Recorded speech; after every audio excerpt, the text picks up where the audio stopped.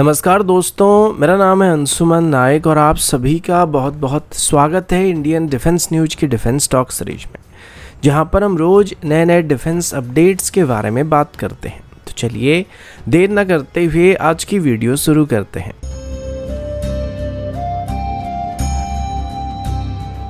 आज की पहली अपडेट तेजस MK2 की तरफ से है, जो कि भारत का पहला इंडिजिनस मीडियम मिड कैटेगरी का फाइटर बनने वाला है। अब जैसे कि अभी आने वाले 2 सालों में इसकी पहली प्रोटोटाइप को तैयार करने का प्लान किया जा रहा है। अब इसी वजह से DRDO की तरफ से जल्दी से ही तेजस MK2 में इस्तेमाल होने वाली रडार को भी तैयार करने की कोशिश किया जा रहा है। अब सबको पहले से ही शायद पता होगा कि तेजस MK2 में उत्तम ESR रडार की Mark II वेरिएंट का इस्तेमाल किया जाने वाला है। तो अभी इसी रडार की इनिशियल यूनिट्स को बनाने के लिए AD और DRDO की तरफ से एक टेंडर को फ्लोट किया जा रहा है, जिसमें उत्तम ESR रडार की Mark II वेरिएंट को बनाने के लिए कुछ जरूरी सब सिस्टम्स को एक्वायर किया जाने वाला है, जिसमें मेनली 3 मेजर सब सिस्टम्स होने वाले हैं। जिसमें पहला एक्टिव एरे एंटीना यूनिट्स होने वाला है, दूसरा एक्साइटर रिसीवर प्रोसेसर होने वाला और तीसरा पावर सप्लाई यूनिट होने वाला है। तो अब इन सभी सिस्टम को एक्वायर करने के लिए एक टेंडर को फ्लोट किया जा रहा है। अब इसमें जो APS यानी कि अरे पावर सप्लाई यूनिट होने वाला है, ये काफ़ी क्रिटिकल सिस्टम होने वाली, जो कि रडार का मेन पावर सप्लाई सिस्टम होने वाला है और इसे एयरक्राफ्ट की मेन AC पावर के साथ कनेक्ट किया जाने वाला है। अब जैसे कि तेजस MK2 में एक बड़े साइज की रडार मौजूद होने वाली, तो उस वजह से इसमें उत्तम ESR रडार की Mark I वेरिएंट के मुकाबले एक बड़े और पावरफुल पावर सप्लाई यूनिट की जरूरत पड़ने वाली। अब इससे रिलेटेड सभी डॉक्यूमेंट्स को DRDO की तरफ से रेस्पेक्टेड वेंडर के साथ शेयर किया जाएगा और ये जो APS यूनिट्स होने वाली है, इनको खास करके तेजस MK2 में इस्तेमाल करने के लिए और उनकी स्ट्रक्चर को उसी हिसाब से कस्टमाइज भी किया जाने वाला है, ताकि इसे आसानी से रडार में इंटीग्रेट किया जा सके और साथ ही एयरक्राफ्ट में भी फिट किया जा सके। अब इसके अलावा अभी इस रडार के साथ इसमें इस्तेमाल होने वाली केबल्स को लेके भी एक डिफरेंट टेंडर को फ्लोट किया जा रहा है, लेकिन जो इनका इस्तेमाल होने वाला है वो सेम तरीके से होने वाला है, लेकिन अभी इसको 2 अलग अलग टेंडर में खरीदने का फैसला किया जा रहा है।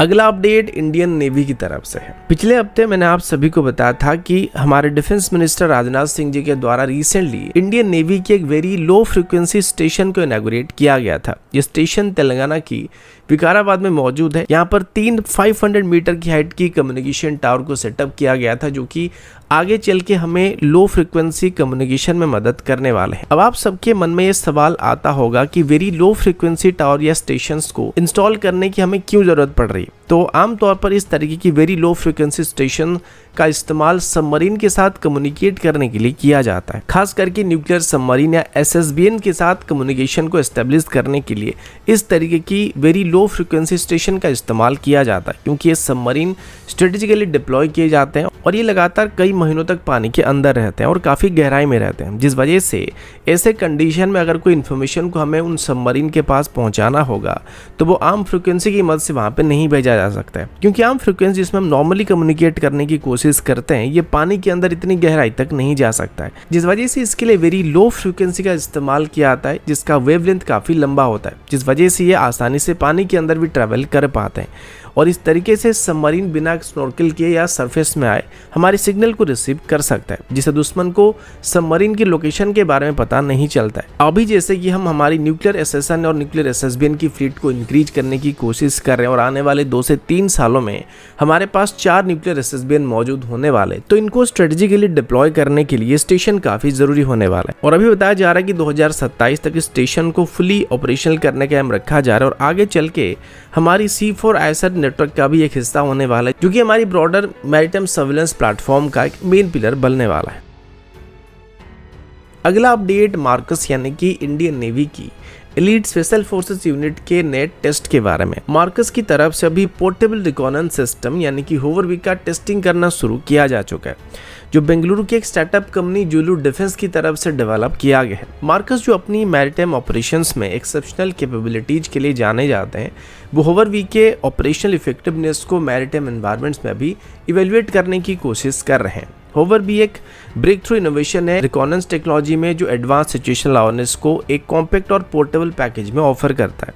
ये डिवाइस हैंड में लॉन्च किया जा सकता है और रिकवर भी किया जा सकता है, जिससे रैपिड डिप्लॉयमेंट के लिए, खास करके हाई रिस्क ऑपरेशंस में जहां पर डिस्क्रीट रह के ऑपरेट करना सबसे ज्यादा जरूरी होता है, इसे वैसे सिचुएशन में ऑपरेट करने के लिए बनाया गया है। पोर्टेबल रिकॉनेंस सिस्टम या PRS real time visual data को प्रोवाइड करता है, जिससे सोल्जर अपने सराउंडिंग्स का इमीडिएट इंसाइट ले सकते हैं। होवर बी की कन्फाइंड स्पेसेस में ऑपरेट करने की कैपेबिलिटी से बिल्डिंग इंटरवेंशन के लिए एक बहुत ही वैल्यूएबल एसेट बनाती है और ये ह्यूमन एंट्री से पहले एनवायरनमेंट को स्काउट कर सकता है और मैप भी कर सकता है, जो ऑपरेशंस की सेफ्टी और इफेक्टिवनेस को बेहतर करने में या प्लानिंग को बेहतर बनाने में मदद करता है। हालांकि होवर भी अर्बन और लैंड बेस्ड ऑपरेशन के लिए अभी तक टेस्ट किया गया था और इफेक्टिव भी पाया गया था, लेकिन मार्कस की तरफ से अभी सी बेस्ड मिशन में या ऑपरेशंस में इसकी पोटेंशियल को एक्सप्लोर किया जा रहा है। मार्कस जो एम्फीबियस वॉरफेयर यानी कि अंडर वाटर ऑपरेशन से लेके काउंटर टेररिज्म ऑपरेशन पर फोकस करते हैं, किसी भी तरीके की बैटल के लिए मार्कस को ट्रेन किया जाता है। उनके लिए ऐसा लाइटवेट पोर्टेबल ड्रोन जो सी के ऊपर रियल टाइम रिकॉनेंस को दे सकता है, वो उनकी इंटेलिजेंस गैदरिंग कैपेबिलिटीज को सिग्निफिकेंटली एनहांस कर सकता है। हॉस्टाइल शिप्स को बोर्ड करने से लेकर कोस्टल एनवायरनमेंट्स में ऑपरेट करना और उनको सिक्योर करना और मैरिटाइम टारगेट के ऊपर स्पेशल रिकॉनेंस कंडक्ट करना होवर भी बिना कोई दिक्कत के कर सकता। इसकी पोर्टेबिलिटी और इजी टू यूज ऑपरेशन इसको स्पेशल ऑपरेशन के लिए काफ़ी सूटेबल बनाने वाली है, जो रैपिड मोबिलिटी और मिनिमल गियर के साथ मैक्सिमम सिचुएशनल अवेयरनेस की जरूरत को पूरा कर सकता है। इसके अलावा इस ड्रोन का स्मॉल साइज और लो एक्यूस्टिक सिग्नेचर इसे कॉवर्ट ऑपरेशन के दौरान भी डिटेक्ट होने से बचाने वाला है, जो कि मार्कस के लिए टैक्टिकल एडवांटेजेस होने वाला है। अगला अपडेट C-295 एयरक्राफ्ट को लेके है। आप सभी को याद होगा भारत की तरफ से 2021 में एयरबस के साथ लगभग 20,000 करोड़ की एक डील को साइन किया गया था, जिसमें भारत की तरफ से 56 C-295 एयरक्राफ्ट को खरीदने की प्लानिंग की गई थी, जो कि हमारी एग्जिस्टिंग एवरो एयरक्राफ्ट की फ्लीट को रिप्लेस करने वाले थे।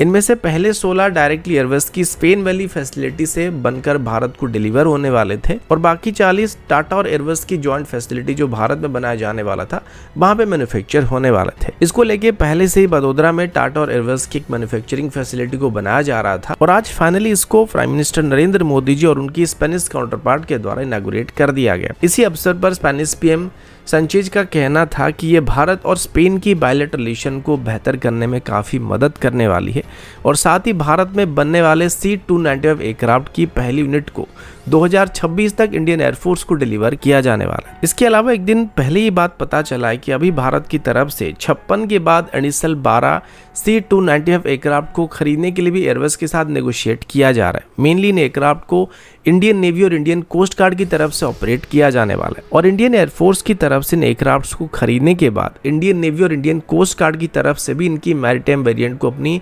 सर्विस में शामिल करने का रिक्वेस्ट किया गया था। तो अभी इसी को लेके फर्दर बातचीत किया जा रहा है, लेकिन अगर ये डील फाइनल होता है तो जो 12 एयरक्राफ्ट बाद में खरीदे जाने वाले हैं, इनमें पहले खरीदे गए 56 एयरक्राफ्ट के मुकाबले काफी ज्यादा इंडिजिनस कंटेंट का इस्तेमाल किया जाएगा, जो कि 78% के आसपास होने की उम्मीद किया जा रहा है। तो दोस्तों अभी के लिए इतना ही, मिलता हूँ आपसे अगले वीडियो में, तब तक के लिए जय हिंद, वंदे मातरम।